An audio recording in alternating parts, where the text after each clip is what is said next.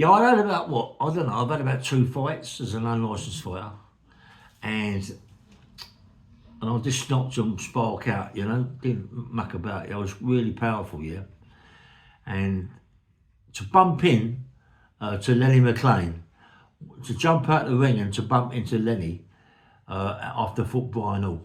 Me and Lenny had words. It nearly kicked off between me and him then, yeah. Lenny was about 16 stone, 16 and a half. I was a little bit heavier because, I come out of prison a lump, yeah, but I was always training, so I was cut down, but still a lump, yeah. And me and Lenny was arguing, and Frankie Warren and Vic Andretti and Jimmy Tibbet, we had a good talk on what we was going to do and what we wasn't going to do. But when I look back on it, yeah, I used to go down a place called the Red Lion in Lehigh Street. It was just Lehigh Road, and I used to meet all my mates there, all my fighters, Paul Fitzgerald, Mickey May, Terry Coombs or Terry Sharp, Jimmy Tibbet, and we used to all talk. And I was like the talk of it all because I was a big heavyweight and I wanted to fight Lenny McLean and all that, yeah. And everybody was saying, yeah, you beat him easy, you beat him easy, you beat him easy, yeah. And all the fights I had, yeah. And then to meet someone like Harry Starbuck, I remember I was with Jimmy Tibbet and I met Harry Starbuck and we was talking and Harry said to me, Ray, he said, I was a good fighter, mate. I had a couple of fights down Harvey Social Club and Harry Starbuck didn't want to fight this big black guy and I bit this black guy's ear off. And I see Harry Starbuck about a week later and he said to me, yes, mate. He said, you do Lenny, mate. I said, yeah, no, so listen, mate, I really, everyone keeps saying that, you know what I mean? But Lenny McLean, at that time, Lenny was really no one, do you know what I mean? He was just like Lenny McLean, that's it. His mate was his cousin was Frankie Warren. He'd pick and choose his fighters. They would pick and choose his fighters for him. A lot of them got to pay backhander to fold. A load of them. Brian Hall said to me, after I fought Brian Hall, I see him in the dressing room, he said to me, I wanted to fight Lenny really bad way. This is Brian Hall, yeah? He said Lenny would never fight me. And it was the same as Steve Ritchie's Columbo. I mean, Columbo was I don't think Columbo was that lighter than Lenny. Not a little bit lighter, but not much. Columbo was about 14 and a half stone, but he wanted to fight Lenny. And Lenny wouldn't even fight the Columbo, But Columbo, you looked at him and you think it was easy. But I've been getting a ring with Columbo, and Columbo was really hard to fight, yeah. He used to do all backhands and all that game, and he was a karate expert, and he's a bump, But I liked Columbo. I liked him. I met Columbo down the Thomas and Beckett. When he done that video for Box On, doing all his press ups and sit ups and all that, and talking about fighting, I like Columbo, mate. It's a shame that he died. He got hit by a bus, I think, yeah. But nice guy. But Harry Starbuck, I really liked Harry. Harry Starbuck could have a right fight, He could have a right fight on the cobbles, mate. Don't worry about that. I mean, Roy Shaw beat him, but Roy Shaw could have a fight on the cobbles, you know what I mean? But so could Harry. I don't know what happened with that fight. I think it was a bit of a get-up, actually. Personally, myself, I think Harry Starbuck and Roy Shaw fight was a get-up. Personally, honestly. Do you know what I mean? I don't think, that Harry would have been that easy to beat like that, yeah? I've seen Harry Starbuck have a few fights. He wasn't no walkover. That I can say, but there again, Roy wasn't no walkover. Roy was an animal, yeah. He could really have it, Roy Shaw. The fights that he had, everyone was saying no way. But the fights he had with Lenny, I think were get-ups. Personally, the first one Roy Shaw had with Lenny wasn't a get-up, yeah. But the other fights, evidently, was a get up. Because I remember that, I remember Lenny, when he fought Roy, was about, I don't know, 16 stone, 16 and a half stone. And all of a sudden, he got on the Roy's, he blew up to about 19 stone. And when I think, he got really, really big. He got massive, didn't he, Len? And he scared a lot of people. He scared the life out of me, you know what I mean? He did. He scared a lot of people. He was an animal. He was an animal, mate, without a shadow of doubt then. I still think I could beat him. I still think I could have beat him. Even though he did frighten the life out of me, you know what I mean? When he come into the dressing rooms and all that then, you knew that, he was someone. He was someone. He was,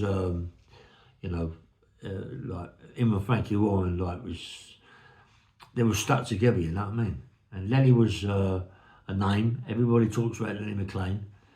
It's just mad the way I honestly personally think that it was through Frankie Warren that Lenny got known like that, yeah.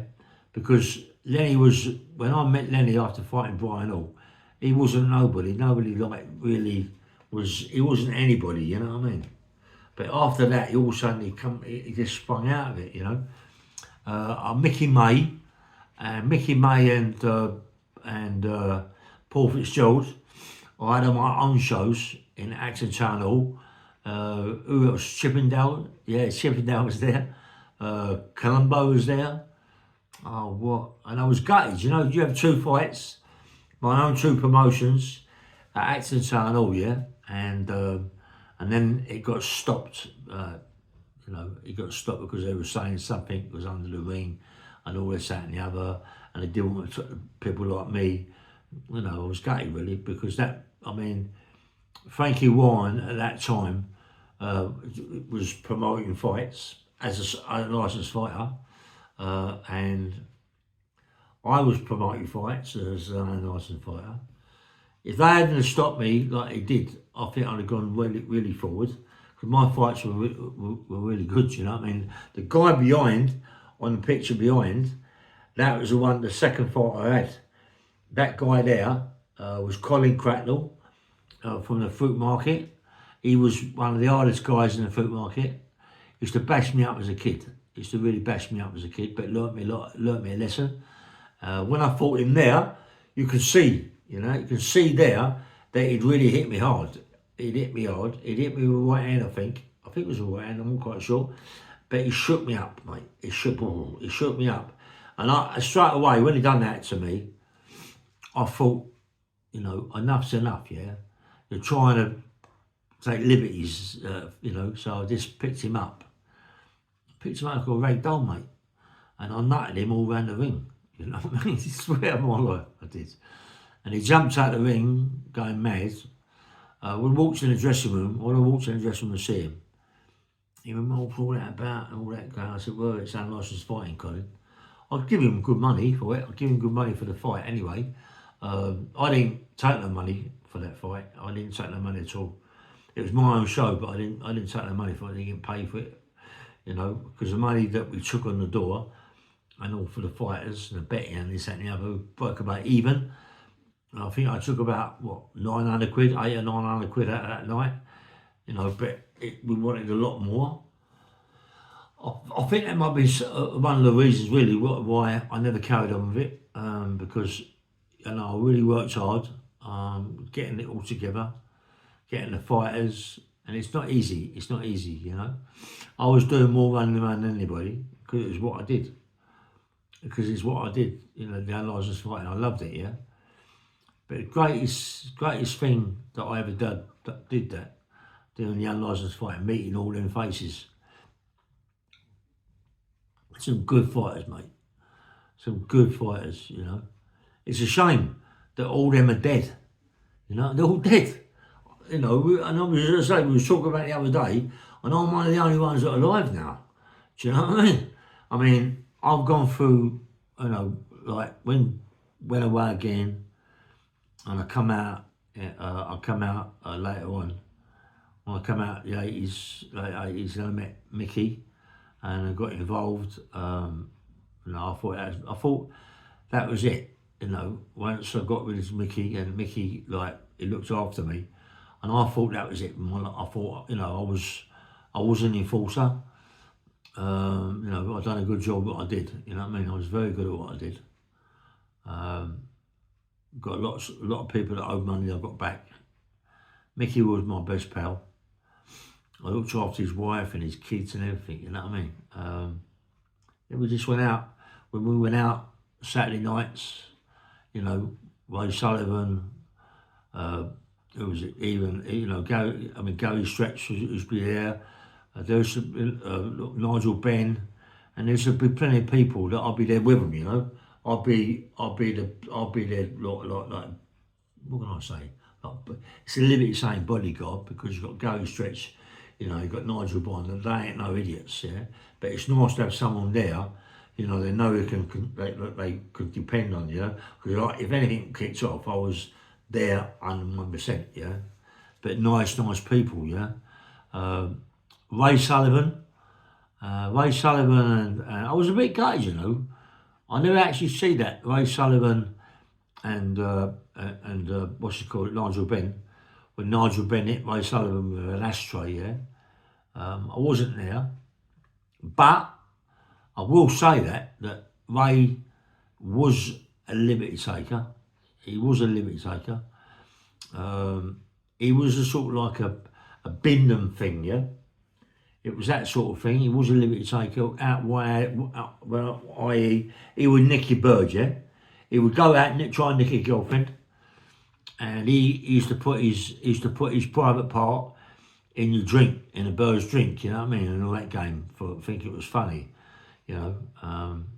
But as I say, you know, Ray used to take liberties, he used to nick a lot of girls.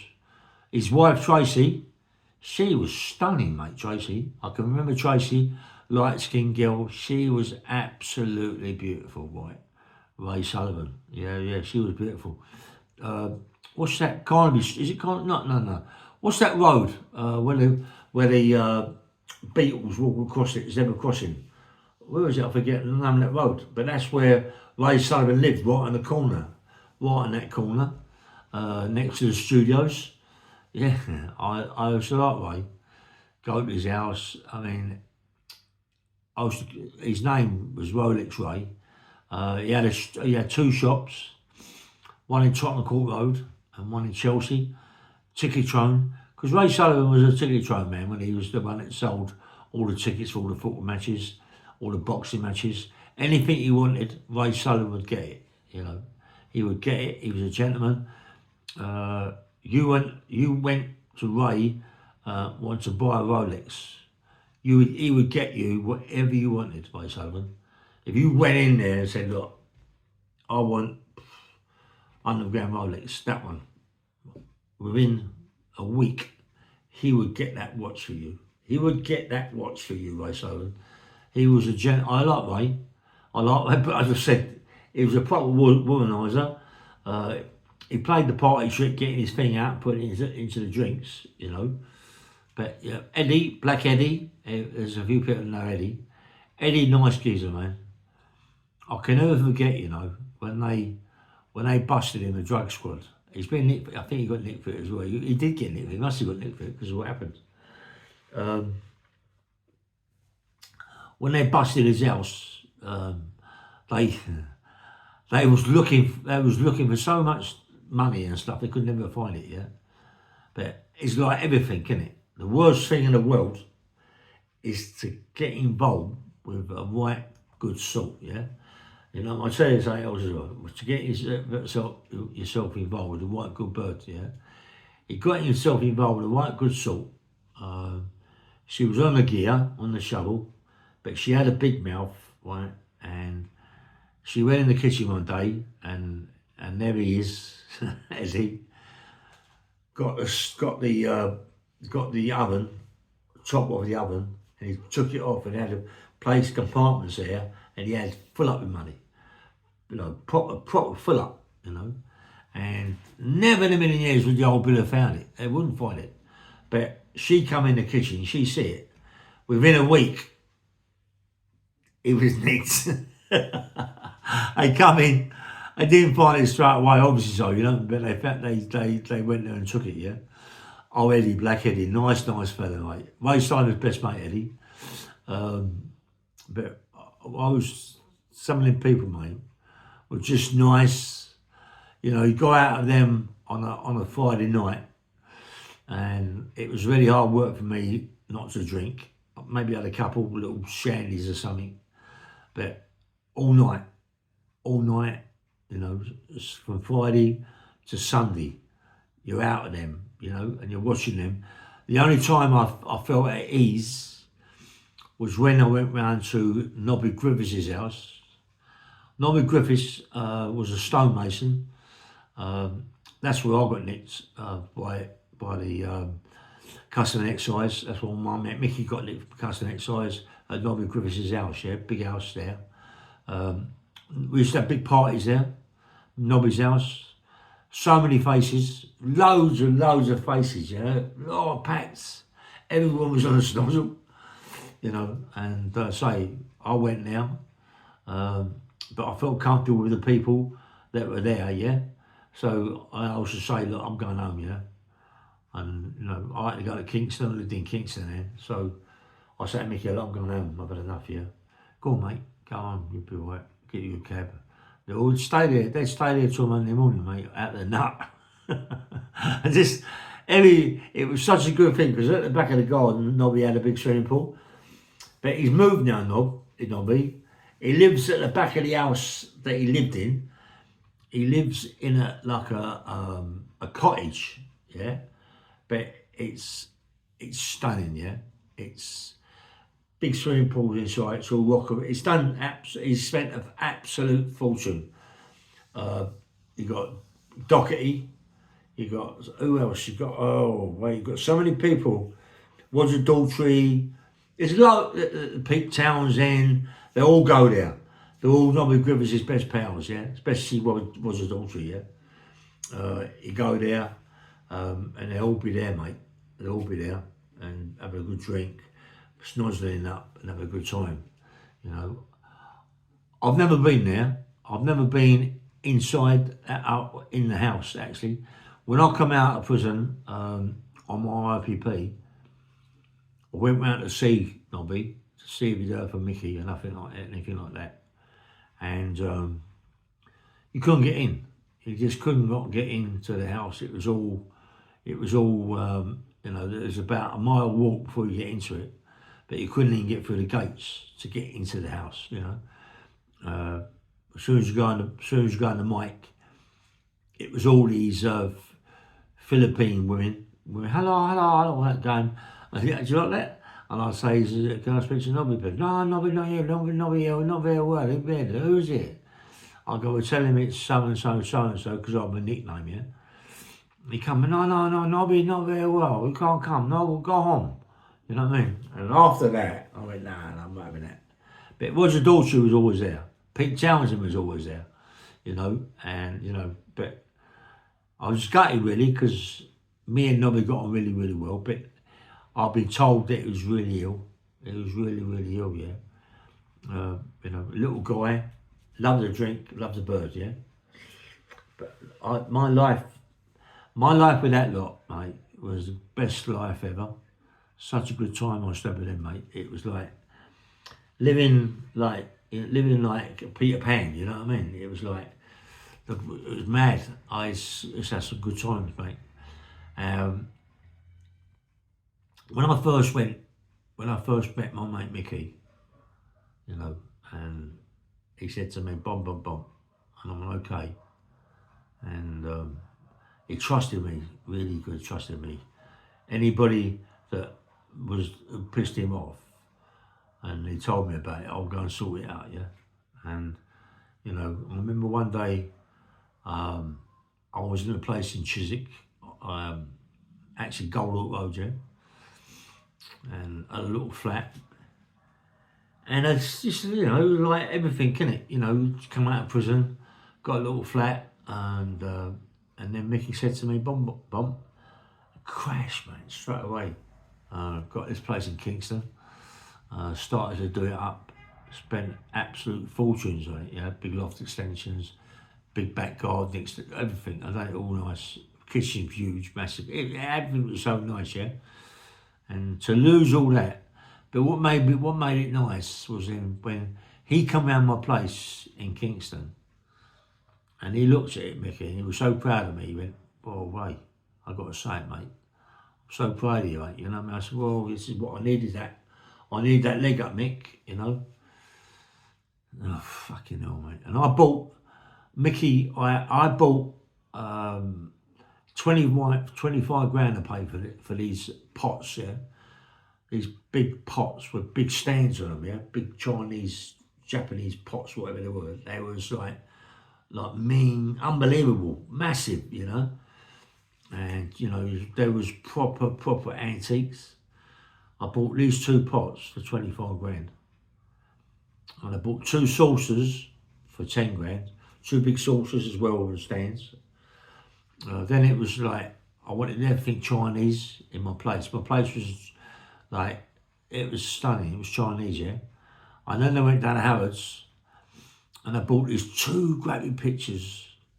And these pictures of the Chinese emperor. And he had these little Shih Tzus. Yeah, the Chinese emperor used to have Shih Tzus as guard dogs. Seriously. Because Shih Tzus don't stop barking. You know, they bark. They can't do nothing. They always do is bark. And that's what he wanted. He had about 20 Shih Tzus, yeah. And I had a picture of him, of all his dogs, yeah. And I had them all, there was all oil paintings. There was all big paintings. They were like 7 foot tall by 4 foot wide. I had 2 of those. I had all loads of silk paintings. Oh, what? They're not silk paintings, silk tapestries. I miss all that, mate. And it all got when I got put away. Someone come to the house, took all my stuff, you know, and I said, "Well, look after it," and that's it. Say look after it, and you're doing Big Bird, mate. And you come out, it's all gone, isn't it? It's all gone. I was trying to find him. I've been trying to find him for ages, the guy. Never been able to find him. He's just gone. What made it worse was because his dad was a police officer, top old Bill. You know, it's quite hard to sort of like, you know, push it that much, I suppose. So I let it go, but he nicked all my paintings. He nicked all my pots, my mean pots. He nicked all the silks off me. He nicked other things off me. He nicked my fireplaces, my marble fireplaces. He nicked all the nice stuff off me, yeah? And you know, like, and when you lose all that, one day, it's like everything, isn't it? It's a day called Ketchum, yeah? You all have that day where you call Ketchum, we go somewhere and bump into that person you didn't think, you thought, no, I never see him again.